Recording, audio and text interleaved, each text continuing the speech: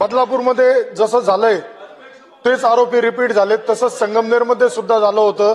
तर या बाबतीत मी प्रश्न केल्यानंतर मुख्यमंत्री महोदयांना जी अधिकाऱ्यांनी माहिती दिली का एमपीडी अंतर्गत एकावरती कारवाई केली, त्याच्यावरती कुठलीही कारवाई झाली नाही। माझं असं मंत्री महोदय आपल्याला विनंती राहील का अधिकारी सुद्धा ज्यावेळेस आपल्याला उत्तर पाठवता ते चुकीचं उत्तर पाठवता, मी ती मागणी केली आहे का ज्या अधिकाऱ्यांनी चुकीची माहिती पाठवली त्यांच्यावर काय कारवाई करणार, आणि ज्या हद्दीमध्ये गोवंश कत्तलखाने सर्रास सुरू आहे तेथील पोलीस अधिकाऱ्यांना आपण जबाबदार धरून त्यांच्यावरती काही कारवाई करणार का? माननीय सदस्य अमोलजी खताळ यांनी त्यांच्या मतदारसंघामध्ये किंवा त्यांच्या भागामध्ये जो इथे प्रश्न मांडला आहे, नक्कीच तिथल्या पोलीस अधिकाऱ्यांनी काय कारवाई केली याची माहिती, याची चौकशी करण्यात येईल, माहिती घेण्यात येईल। आणि जे मगाशी मी उल्लेख केला की रिपीट ऑफेंडर्स जे आहेत आपला कायद्यात ते बदल करावे लागेल, कायद्यात तो बदल करावा लागेल। आता रिपीट ऑफेंडर्सना तशी कुठली कडक कारवाई आपण करू शकत नाही आहोत कायद्यात ती तरतूद नसल्यामुळे, नक्कीच आपण ती कायद्यात तरतूद आपण लवकरात लवकर करू।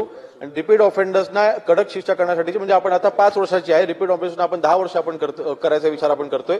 आपल्याकडे देखील जे काही तिथे अनधिकृत कत्तलखाने असेल किंवा जी काही गोहत्या होत असेल ती थांबवण्याकरता तिथल्या पोलीस अधिकाऱ्यांना योग्य ते तिथे निर्देश दिले जातील।